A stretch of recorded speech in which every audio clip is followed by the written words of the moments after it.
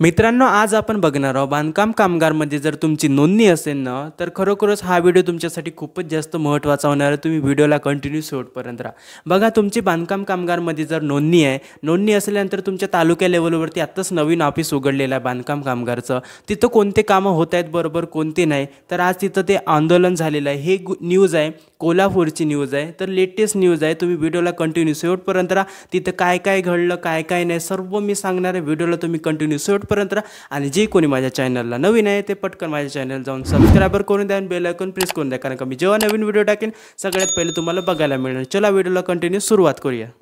बांधकाम कामगारांची पूर्वीप्रमाणे ऑनलाईन नोंदणी सुरू करण्याची मागणी।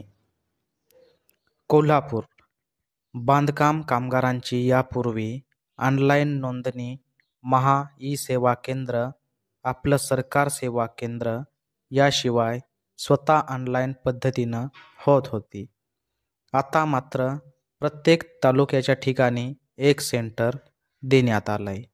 त्याच ठिकाणी बांधकाम कामगारांची ऑनलाईन पद्धतीनं नोंदणी करता येते।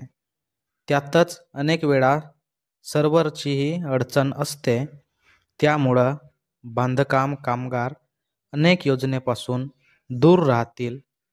तालुक्याच्या ठिकाणी कार्यालय सुरू करून एक प्रकारे कामगारांची थट्टा केली जात असल्याचा आरोप हिंद भारतीय जनरल कामगार सेनेनं केला आहे। बांधकाम कामगार दिवसभराची सुट्टी घेऊन तालुक्याच्या ठिकाणी सुरू केलेल्या नोंदणी कार्यालयासमोर पहाटेपासून रांगेत उभे राहतात।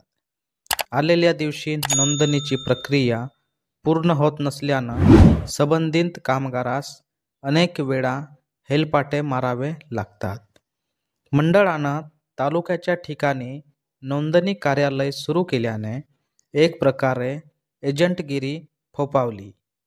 सर्वत्र एजंटांना सुळसुळाट सुरू असून तो थांबवा।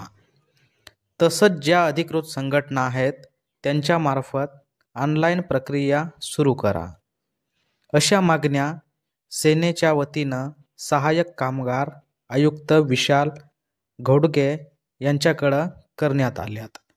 मागण्या मान्य न झाल्यास शिवसेना स्टाईलने आंदोलन करण्याचा इशाराही यावेळी देण्यात आला।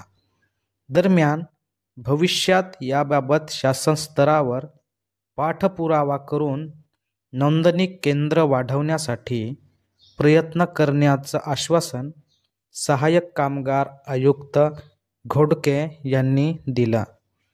यावेळी हिंद भारतीय जनरल कामगार सेनेचे जिल्हाध्यक्ष राजू सांगावकर, करवीर तालुका प्रमुख राजू यादव, उपजिल्हा प्रमुख संभाजी भोकरे, वाहतूक सेना जिल्हा प्रमुख दिनेश परमार, बाळासाहेब नलवडे, योगेश शिंदे आदी उपस्थित होते।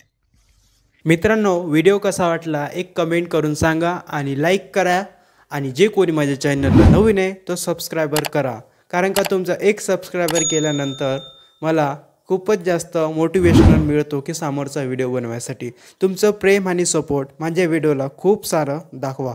भेटूया आपण एका पुढच्या नवीन व्हिडिओला। Okay, bye bye.